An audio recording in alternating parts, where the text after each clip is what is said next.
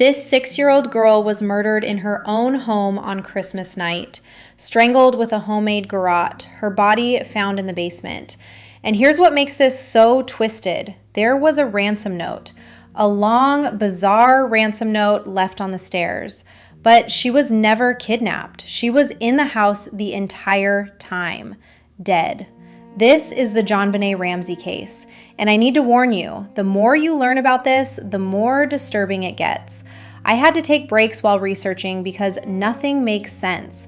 The evidence points everywhere. Some of it points to the family. Some points to an intruder. The police think the parents did it, but there's DNA that doesn't match anyone. Was it the mother, the father, the 9-year-old brother, or a stranger? Someone murdered this 6-year-old on Christmas night and got away with it. Nearly 30 years later, they're still out there. So before we get into all the evidence, and trust me, there is a lot, I just want to say thank you to everyone watching. Please hit like and subscribe. It really helps the channel grow. All right, let's get into it. It's December 25th, 1996, Christmas Day, and the Ramsey family is living what looks like the perfect American dream in Boulder, Colorado. We have John Ramsey, age 53, a very successful businessman. He's the president of Access Graphics, a computer services company. He's wealthy, very wealthy. We're talking millions.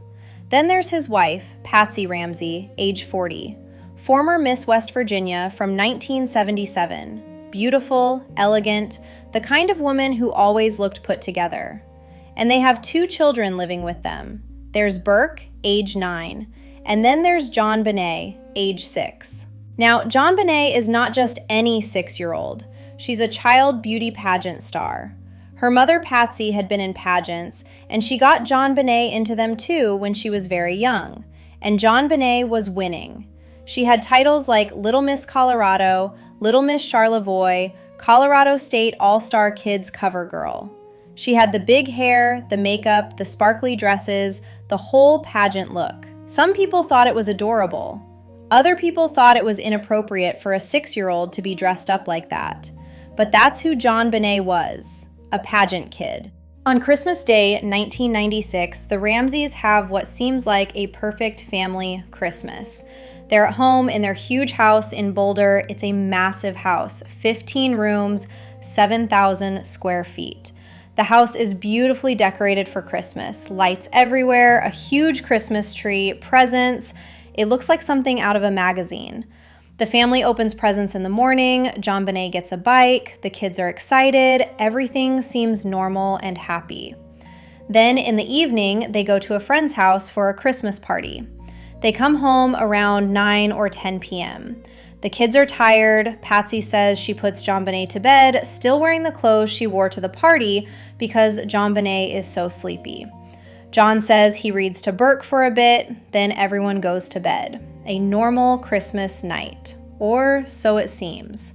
But something happens that night, something terrible, and the next morning, everything changes forever. It's December 26th, 1996, Boxing Day. Around 5:30 in the morning, Patsy Ramsey wakes up.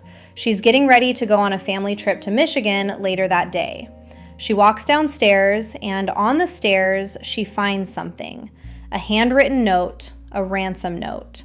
She picks it up and starts reading, and this note says that someone has kidnapped her daughter, JonBenét, that they're a small foreign faction, that they want $118,000 or they'll kill JonBenét. Patsy immediately starts screaming. She runs to JonBenét's bedroom. The door is open. JonBenét is not in her bed. She's gone. Patsy screams for John. John comes running. They check Burke's room. He's asleep. They start searching the house for JonBenét. They can't find her. Patsy calls 911 at 5:52 a.m. She's hysterical on the call. There's a ransom note. Someone's kidnapped my daughter. The 911 operator tells her police are on the way. Here's something interesting about that 911 call. At the end of the call, Patsy thinks she's hung up the phone, but she hasn't fully hung it up, and you can hear voices in the background. You can hear what sounds like Burke's voice saying something. But Patsy and John had said Burke was asleep in his room the whole time. So why is his voice on that call? The Boulder police arrive at the house around 6 a.m., and here's where things start to go wrong. See, when police arrive at what they think is a kidnapping scene, they're supposed to secure the house, treat it like a crime scene. But that's not what happens here. The police let John's friends come over. They let Patsy's friends come over. Soon, there are multiple people walking all through the house, contaminating potential evidence, moving things, touching things. It's a disaster from a forensic standpoint. The police read the ransom note, and immediately some things seem very strange about this note. Like really, really strange. Let me tell you about this ransom note because it's one of the most bizarre pieces of evidence in this entire case. First of all, it's long, really long. 2.5 pages handwritten on a legal pad. That's about 370 words. Ransom notes are usually short and to the point, quick, direct. We have your daughter, give us money, don't call police. That's it. But this note, it goes on and on and on. It has unnecessary details. It has movie quotes in it. Phrases from movies like Dirty Harry and Speed and Ransom. It sounds like someone trying to sound like a movie kidnapper. Let me give you some actual quotes from this note because you need to hear how weird it is. It starts, "Mr. Ramsey, listen carefully. We are a group of individuals that represent a small foreign faction." A small foreign faction? What does that even mean? Which foreign faction? And why would they call themselves small? It continues, "We respect your business, but not the country that it serves." Okay, so they have political motivations apparently, but then why not explain what those motivations are? Then, at this time, we have your daughter in our possession. She is safe and unharmed, and if you want her to see 1997, you must follow our instructions to the letter. See 1997? It's December 26th, 1996. That's a weird way to phrase it. Most kidnap notes would say if you want to see her alive, not if you want her to see 1997. Here's where it gets specific. You will withdraw $118,000 from your account. $100,000 will be in $100 bills and the remaining $18,000 in $20 bills. Make sure that you bring an adequate size attaché to the bank. An attaché? Who uses that word? And why such a specific breakdown of bills? The note goes on. When you get home, you will put the money in a brown paper bag. I will call you between 8 and 10 a.m. tomorrow to instruct you on delivery. The delivery will be exhausting, so I advise you to be rested. The delivery will be exhausting? What kind of kidnapper says that? It's almost caring in a weird way. Then it gets threatening. If we monitor you getting the money early, we might call you early to arrange an earlier delivery of the money and hence an earlier delivery pickup of your daughter. Notice the grammar error. A earlier instead of an earlier. This appears twice in the note. A native English speaker would catch that, but maybe not if they were writing quickly or under stress. And then, any deviation of my instructions will result in the immediate execution of your daughter. You will also be denied her remains for proper burial. Who writes like this? Denied her remains for proper burial? It's so formal and strange. The note continues with more threats. Speaking to anyone about your situation, such as police, FBI, etc., will result in your daughter being beheaded. If we catch you talking to a stray dog, she dies. If you alert bank authorities, she dies. If the money is in any way marked or tampered with, she dies. The stray dog line is particularly bizarre. Some people think this sounds like Patsy's sense of humor. Others think it's an attempt to sound crazy and scary. Near the end. You are not the only fat cat around, so don't think that killing will be difficult.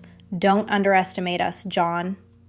Notice it uses John's first name. How many kidnappers would use the victim's father's first name? Usually they'd say Mr. Ramsey or just you. Using his first name suggests familiarity. And the final line, victory, SBTC. Victory? And what is SBTC? No one has ever definitively figured out what those initials mean. Saved by the Cross? Small Boulder Terrorist Cell? Santa Barbara Tennis Club? People have speculated for years. It's never been explained. Now here's what makes this note even stranger. The notepad it was written on was found in the house. It belonged to Patsy. And in the notepad, investigators found practice starts of ransom notes. Someone had started writing Mr. and Mrs. Ramsey, and then crossed it out and started over with just Mr. Ramsey. So someone sat in that house, using materials from that house, and wrote and rewrote this note. What intruder does that? An intruder would be in a hurry to get out. They wouldn't sit there drafting and redrafting a ransom note. The handwriting experts look at the note extensively. They compare it to samples of Patsy's handwriting, John's handwriting, and even some other people connected to the family. The results are inconclusive about Patsy. Some experts say there are similarities, certain letter formations, the way she makes her A's and her R's, but they can't say definitively that she wrote it. Other experts say it's definitely not her handwriting. John's handwriting is ruled out pretty quickly. It's clearly not his. One linguistic expert analyzes the language used in the note. He points out that the writer uses some phrases that Patsy was known to use. The word hence appears in the note. Patsy used hence in her normal speech and writing. The note says attaché, which is spelled the French way without the accent. Patsy had French influences in her life. These could be coincidences, or they could be clues. Some people think the length of the note is actually the biggest clue of all. Writing a 2.5-page note takes time, maybe 20 to 30 minutes. An intruder wouldn't risk staying in the house that long. They'd want to get in and get out as fast as possible. But someone who lived in the house, who knew everyone was asleep, who wasn't worried about being discovered, they might take the time to write a long, elaborate note, especially if they were trying to misdirect the police. The $118,000 amount is fascinating too. That was almost exactly the amount of John's recent bonus from his company. His exact bonus was $118,117.50. The ransom note asks for $118,000. How would an outsider know that specific number? John's bonus wasn't public information. Someone would have to either work at his company with access to that information or be someone John told about his bonus, like a family member, like his wife. The note says they'll call between 8 and 10 a.m. with instructions for the ransom delivery. So everyone waits. 8 a.m. comes, no call. 9 a.m. comes, no call. 10 a.m. comes, no call. No one ever calls. What kind of kidnappers don't call to collect their ransom? At some point during the morning, a detective suggests that John and his friend should search the house again. Just look everywhere one more time. So around 1 p.m., John Ramsey and his friend Fleet White go down to the basement to search areas they hadn't checked carefully yet. And this is when John finds her. In a small room in the basement that they call the wine cellar, JonBenét's body. His daughter is dead. John lets out a scream. He picks up JonBenét's body and carries her upstairs. He's contaminating the crime scene even more by moving her body, but he's a father who just found his dead child. He's not thinking about evidence. He lays her down in the front hall. Patsy sees her and completely falls apart. So let's talk about what they found. JonBenét's body shows that she was killed in a really specific, really disturbing way. Her wrists were loosely tied above her head with white cord. Her mouth had duct tape over it, and around her neck was a garrote. Do you know what a garrote is? It's a strangling device. Someone had taken a piece of white cord, tied it around a broken paintbrush handle to make a handle, and used it to strangle JonBenét. This is not something you just do in a moment of rage. This is something someone constructed. Someone took the time to make this device. The autopsy later shows that JonBenét had a massive skull fracture. Someone had hit her in the head with something hard with tremendous force. She also had been strangled with the garrote. The medical examiner says she died from asphyxiation combined with the head injury. There's also evidence of sexual assault, and there were fibers and DNA found on her body that didn't match anyone in the family. So now we have a huge question. This wasn't a kidnapping. JonBenét never left the house. She was killed in her own home. So who wrote that ransom note, and why? The police start investigating, and almost immediately, suspicion falls on the family. The Boulder police believe that someone in the Ramsey family killed JonBenét and then staged it to look like a kidnapping. Here's why they think that. The ransom note was written on a notepad from inside the Ramsey house, using a pen from inside the house. Someone sat in that house and took the time to write a 2.5-page note. The first version was even found in the trash. Someone had started writing it, messed up, and started over. Who does that? An intruder wouldn't sit in the house writing and rewriting a ransom note. The handwriting experts look at the note. They can't definitively say Patsy wrote it, but they can't exclude her either. Several experts say the handwriting has similarities to Patsy's. There was no sign of forced entry into the house, no broken windows. Well, there was one broken window in the basement, but John says that was from when he locked himself out months earlier. No jimmied doors. The alarm system wasn't on, but John says they rarely used it. There was a fresh layer of snow on the ground that night in some areas around the house. Police don't find any footprints in the snow leading to or from the house. How did an intruder get in and out without leaving prints? The ransom amount of $118,000 is oddly specific and matches John's bonus. How would an outsider know that? JonBenét was found in the basement of her own home, wrapped in her favorite white blanket from her room. This suggests someone who knew her, who cared about her, not a random intruder. The garrote was made from Patsy's paintbrush. The cord matched cord found in the house. The duct tape and the specific type of cord weren't found anywhere else in the house though, which is strange. But here's the thing. If the family did it, we have to ask who. Let's look at each person. Burke Ramsey. He was 9 years old. Some people think Burke might have accidentally killed JonBenét, maybe hit her with something during a fight over Christmas presents or something kids fight about, and then the parents covered it up to protect him. In 2016, a CBS documentary basically accused Burke of doing it. Burke sued them and won a settlement. Burke has always maintained he had nothing to do with it and was asleep the whole time. But that 911 call seems to have his voice on it, and some investigators think the head injury came first, then someone strangled her to finish it and staged the kidnapping. Patsy Ramsey. Some investigators think Patsy might have lost her temper with JonBenét, maybe over bedwetting, which some evidence suggests was happening. Maybe she hit her, realized what she'd done, and then staged everything to cover it up. The ransom note seems to be the biggest evidence here. It was written on her notepad, possibly in her handwriting, using phrases she used in everyday speech. But would a mother really strangle her own daughter with a garrote? Could she write a 3-page note while her daughter was dying or dead in the basement? John Ramsey. He's the one who found the body. Some people are suspicious of that, but John has been pretty consistent in his story over the years. He's cooperated with police, mostly. He doesn't really fit the profile as much as the others, but some people think he could have been covering for Patsy or Burke. The police are convinced the family did it, but here's the problem. They can't prove it. They can't figure out exactly what happened, and without evidence solid enough to prosecute, they can't arrest anyone.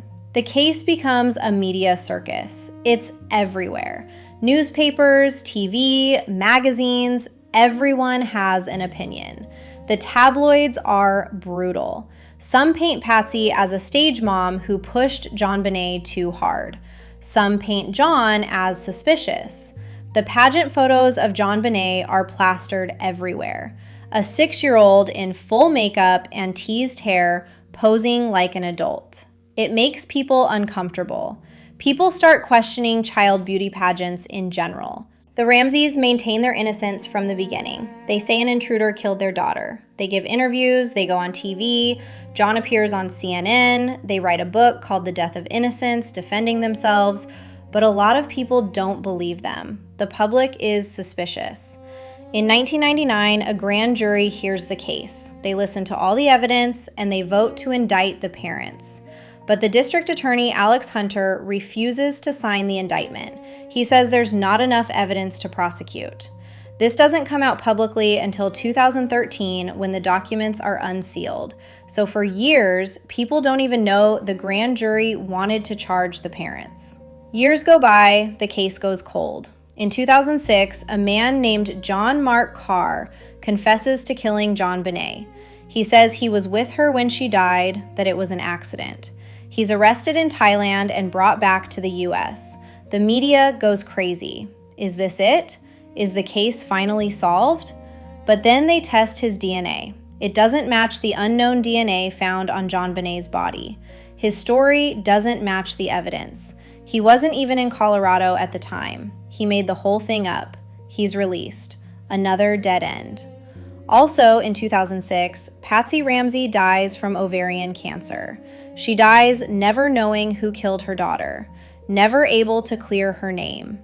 At her funeral, John maintains that she was innocent. In 2008, new DNA testing becomes available, more advanced than what they had in 1996. They test DNA found on JonBenét's long underwear and on her leggings, and the DNA on both items matches. It's the same unknown male DNA, and it doesn't match anyone in the family. Based on this, the district attorney sends the Ramseys a letter officially apologizing and saying they're no longer considered suspects. The DA says the DNA evidence suggests an intruder did it.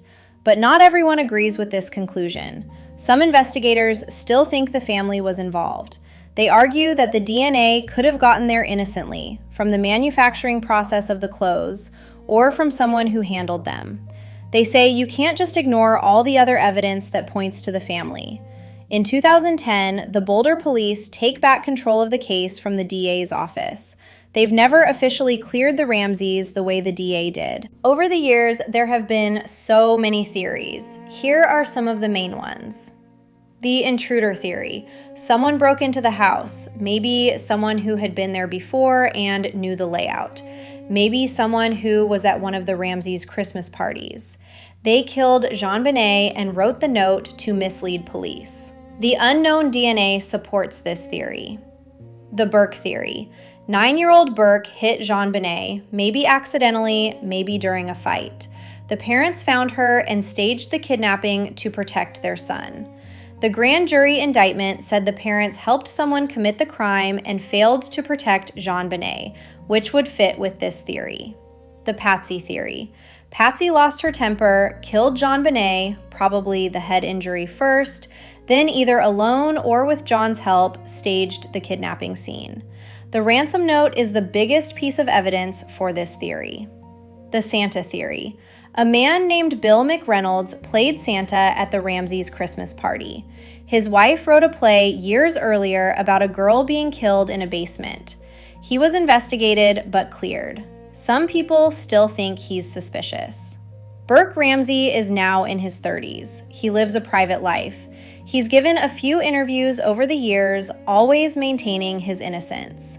So, what really happened to JonBenét Ramsey? The truth is, we don't know, and we may never know. Here's what we do know for certain.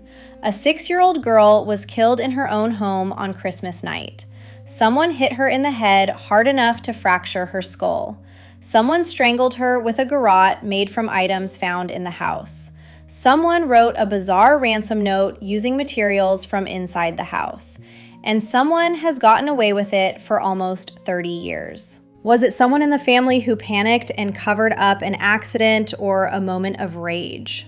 Or was it really an intruder who somehow knew the family, knew the house, and managed to get in and out without leaving obvious traces? The evidence is contradictory. Some evidence points to the family, the ransom note, the lack of forced entry, the odd behavior of some family members. But other evidence points away from them: the DNA, the brutality of the crime, the lack of history of violence in the family. Boulder police have said they're still actively investigating the case. They have a list of people they'd like to interview or re-interview. They're waiting for technology to advance enough that they might get new information from the DNA evidence. John Ramsey still believes the case can be solved. He's pushing for the DNA evidence to be entered into genealogy databases. He believes someone knows something. Maybe someone who was at their Christmas party. Maybe someone who knew the family. Someone out there has information. The house where JonBenét died has changed hands several times. The current owners have nothing to do with the case, but they live in one of the most famous crime scenes in America. People still drive by slowly, taking pictures. The house is a tourist attraction for true crime fans, which is pretty morbid when you think about it. JonBenét Ramsey would have been 34 years old today if she had lived. She'd be a grown woman now, maybe married, maybe with kids of her own. But instead, she's forever frozen as a 6-year-old in a pageant dress, smiling for the camera. A little girl who loved performing, who loved her family, whose life was cut brutally short. And her family has been living in limbo for nearly 3 decades, suspected but never charged. Grieving, but never able to fully mourn because they're too busy defending themselves. Whether they're innocent or guilty, it's a nightmare existence.